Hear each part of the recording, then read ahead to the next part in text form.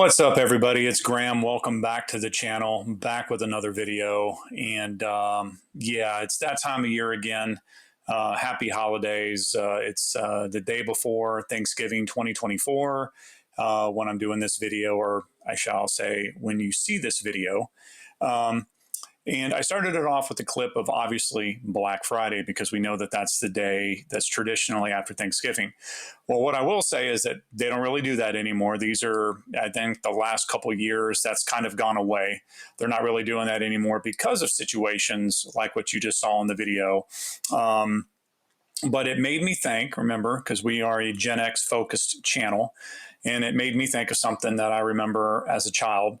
And we'll get into that in a minute, but I just wanted to show that first clip. But think about that. This isn't new. It's new because people have cell phones and they're able to record everything. But we had our own little event. Now, most of you Gen Xers are going to remember this. So for you millennials and you Gen Zs that watch my channel, because there's a few of you, I see the metrics. Back in the day, there was it wasn't on a Black Friday. It was the holiday time. It was probably around Thanksgiving, between Thanksgiving all the way up to Christmas time, in the year 1983. And I actually remember this happening. But we'll give you a little brief rundown from an old news clip to kind of get you filled in on it all.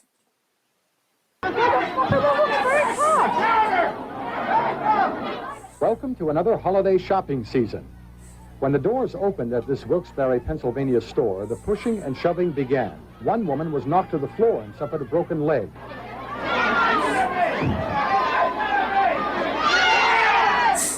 This scene has been repeated in hundreds of stores across the country that advertise the Cabbage Patch Kids.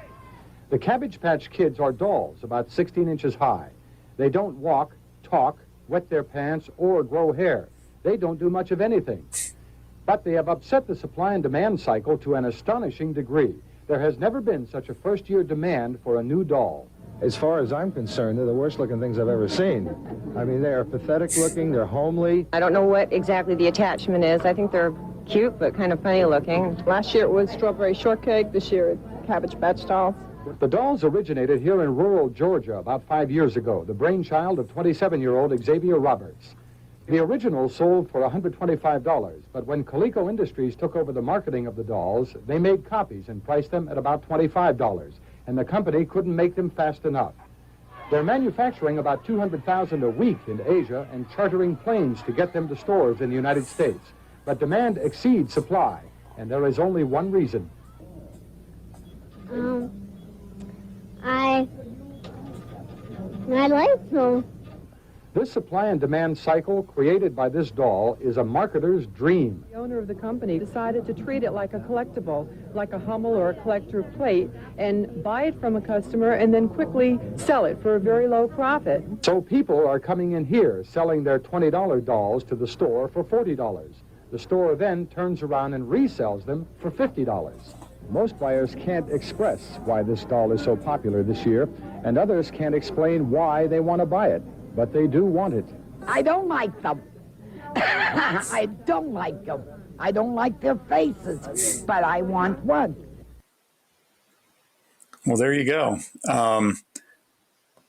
She doesn't like them, but she wants one, right? So think about that. Back in 1983, you had these Cabbage Patch Kids, Cabbage Patch dolls come out. And I remember this very, very well because it was in the time that I was living up in Nebraska.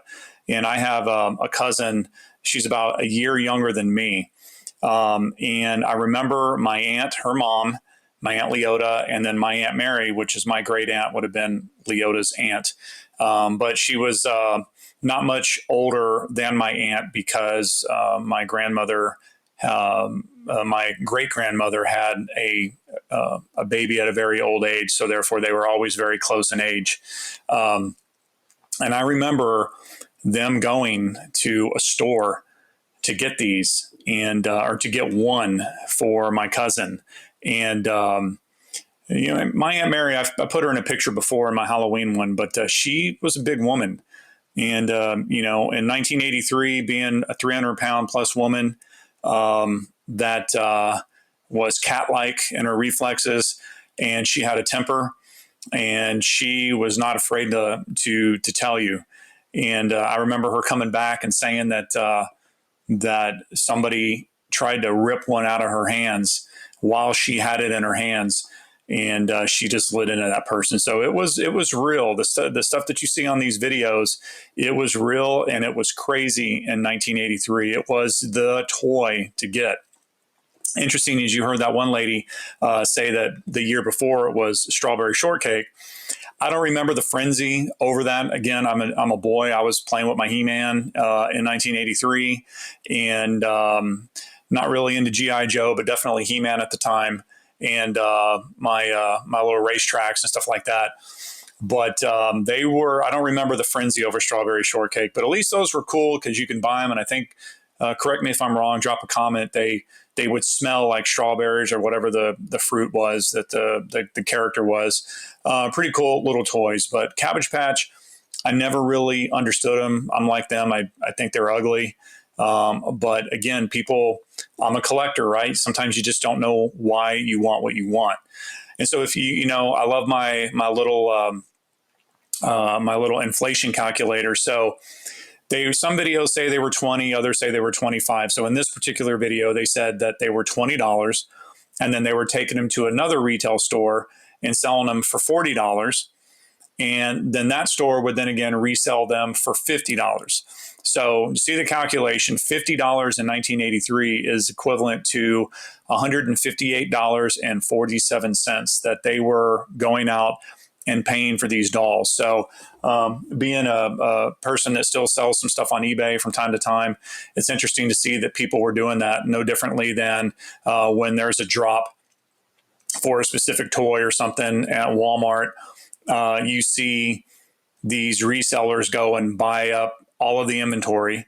I know most recently it was that Terrifier 2 movie that they actually made it on VHS. And at first I thought it was a joke, but no, they did. And there were certain Walmarts that had them, and they were going in there and I think paying $25 for them, $30, and then immediately putting them on eBay for $60+. Nothing new under the sun. They were doing it back then, but the frenzy over these dolls was absolutely insane. I got another clip to show you, but if you're new here, I like to read some of your comments from previous videos, give you a little shout out. And the first one is from the Gen X commercials, the sense of humor commercials. Again, any video that I mention, I'll put a screenshot of the thumbnail as well as a link to that video in the description. So after you're done watching this one, you can go to the description, click on that, and go watch that one.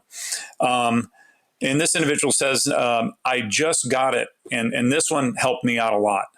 I didn't get it until they made the comment. I just got it. Calgon is what makes water hard, calcium is what makes water hard, ergo, Calgon is a contraction of calcium gone. How many of y'all knew that? All right.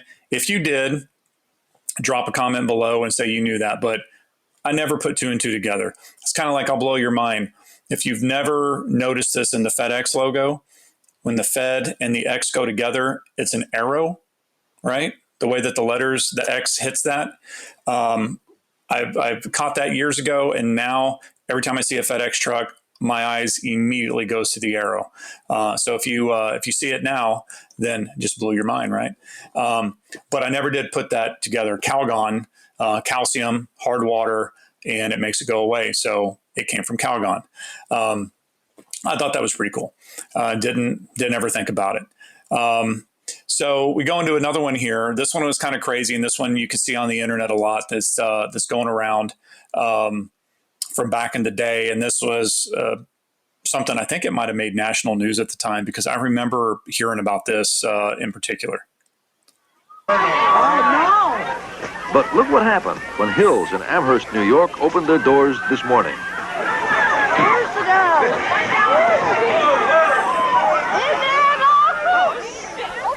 Nothing sweet or tender-hearted about it. Coleco Industries, the outfit that makes the Cabbage Patchers, has been trying to keep up with this frenzied demand, turning out 200,000 Cabbage Patch dolls a week. That turns out not to be anywhere near enough. Kids want them, and adults will do just about anything to get them. Just about anything. She had it in her hand and she's been standing here. If you had the woman, man, you should have found her. I can't. Where is she? Do you see her? Is that what Christmas is about? I agree with you 100%. A full-grown woman taking a doll out of a child's hand? Funny is that little girl that she's like crying, and then she just stops, and then she's looking around, and then the lady mentions to take that out of a little girl's hand, and then she starts crying again. I cut that video short, but she actually ended up, one of the other women in the store that had bought two saw that happen and ended up giving that extra one that she had to her. So she ended up getting one. But it's crazy. That's pretty much what my Aunt Mary was describing when she went to the store to get that with my Aunt Leota, that they were doing that. I think she was trying to get one for her daughter as well. And as a collector, it's like nails down a chalkboard, seeing that one person grab the box and then ripping the box, and still taking it, like just shredding the box up, just boggles the mind that you want one that bad, but then you fight somebody over ripping the box up. So it's just completely destroyed. If you were going to keep it as a collectible, it's just completely gone now. So how many of you guys remember that? I remember it. You may even have your own stories, and I'd like to know about them in the comments. Personal stories that you may have had, ladies, that you may have had with your parents, or maybe even you yourself going to get one. And I got one more comment from the catchphrases from commercials video that I put up. And this one says from Awesome Gen X, all these years later, and I still tell people in the grocery store, please don't squeeze the Charmin when I see them shopping for toilet paper. I don't necessarily tell people that, but I do think it. And I will be on the catchphrase one and on the PSA one and rude commercial ones. I'm making a part 2. I'm making a part 3. I've got tons of them. They're out there in the internet world or internet land. And I'm going to continue to pick them and put them together for you for your entertainment and for your walk down memory lane.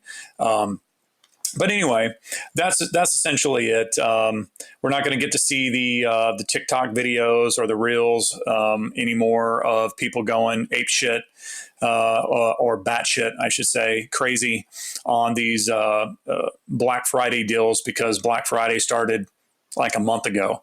So it's no longer, I'm pretty sure somewhere they're doing it, but it's just not prevalent anymore. I think because people get hurt, and it's just absolute insanity.